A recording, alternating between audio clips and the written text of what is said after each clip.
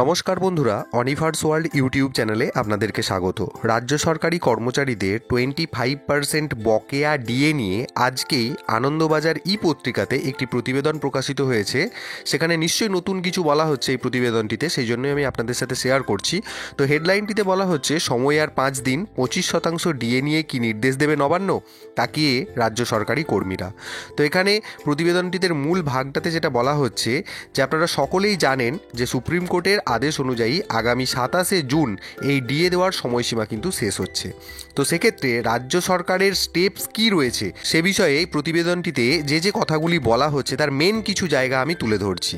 এখানে রয়েছে তার 25% রাজ্য সরকারকে মিটিয়ে দিতে হবে, অর্থাৎ যে 100% ডিএ রাজ্য সরকারি কর্মচারীরা বকেয়া পান মহামান্য সুপ্রিম কোর্টের নির্দেশে, তার 25% রাজ্য সরকারকে মিটিয়ে দিতে হবে 27 জুনের মধ্যে। সেই সময়সীমাটাও শেষ হচ্ছে কিন্তু আগামী 27 জুন। ওই দিন রথযাত্রার কারণে রাজ্য সরকারের ছুটি, শুক্রবারের পর শনিবার এবং রবিবারও সরকারি ছুটি। সেক্ষেত্রে রাজ্য সরকারি কর্মচারীরা মনে করছেন চলতি সপ্তাহে ছুটি শুরু হওয়ার আগেই এ বিষয়ে বিজ্ঞপ্তি জারি করে ডিএ নিয়ে নিজেদের সিদ্ধান্তের কথা জানাতে পারে নবান্ন। এরপর প্রতিবেদনটিতে আরও অনেক বক্তব্য রয়েছে যেগুলো আমি স্কিপ করছি, কারণ এগুলো আপনাদের প্রায় সকলেরই জানা।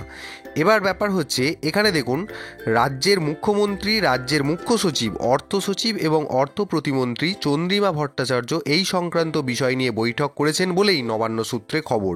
সেই বৈঠকের পরেও ডিএর 25% দেওয়া নিয়ে নবান্নে এখনও কোনো কিন্তু সরকারি নির্দেশিকা প্রকাশ করেনি। এবার যে বিষয়টা আগামীকালের জন্য আপডেট, সেটা হচ্ছে সোমবার বিধানসভার অধিবেশনে যোগ দিতে আসতে পারেন মুখ্যমন্ত্রী। সরকারি কর্মচারী মহলের একাংশের মতে নেতাজি সুভাষ পশ্চিমবঙ্গ ক্রীড়া বিশ্ববিদ্যালয় বিল নিয়ে বক্তৃতা করতে পারেন তিনি। সেই বক্তৃতাতেই রাজ্য সরকারি কর্মচারীদের বকেয়া ডিএ দেওয়া নিয়ে ইঙ্গিত দিতে পারেন মমতা ব্যানার্জি। তবে যেহেতু আদালতের নির্দেশ কার্যকর করতে এখনও রাজ্য সরকারের কাছে দিন কয়েক সময় রয়েছে, তাই আপাতত এই বিষয়ে একটু দেখে শুনে এগোতে চাইছে রাজ্য দপ্তর। এরপরে সাধারণ সম্পাদক স্বপন মণ্ডল কি বলেছেন তার বক্তব্যটা এখানে তুলে ধরা রয়েছে, কিন্তু তারপরেও আমরা নিচের দিকে চলে যাচ্ছি, যেখানেতে বলা হচ্ছে নবান্নের একটি সূত্র জানাচ্ছে দেশের সর্বোচ্চ আদালতের দেওয়া ডিএ সংক্রান্ত নির্দেশ সঠিকভাবে বিশ্লেষণ করে যে আবেদন করার কথা ভেবেছিল রাজ্য, তা থেকে পিছিয়ে এসেছে। এই জায়গাটা কিন্তু ভালো করে বুঝতে হবে যে ডিএ সংক্রান্ত নির্দেশ সঠিকভাবে বিশ্লেষণ করে যে আবেদন করার কথা ভেবেছিল রাজ্য, অর্থাৎ মডিফিকেশনের যে ব্যাপারটা, সেটা কিন্তু আর হচ্ছে না, সেটা থেকে পিছিয়ে এসেছে রাজ্য। আর অর্থ দপ্তরের একটি সূত্র জানিয়েছে বকেয়া ডিএ দিয়ে দেওয়ার জন্য আর্থিক সংস্থানের বিষয়ে উদ্যোগী হয়েছে রাজ্য সরকার।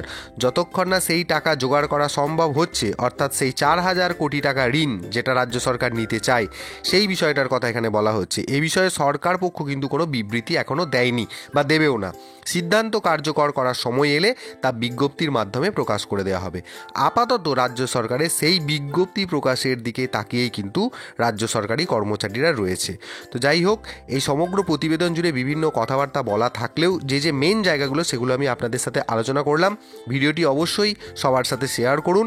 আর আগামী সোমবার সদর্থক এই ডিএ নিয়ে কিছু আসছে কিনা সে বিষয়ে আমাদের নজর থাকবে, এবং আপনাদেরকে রিকোয়েস্ট করব আপনারা যারা আমার চ্যানেলে নতুন তারা চ্যানেলটিকে সাবস্ক্রাইব করে নিতে ভুলবেন না।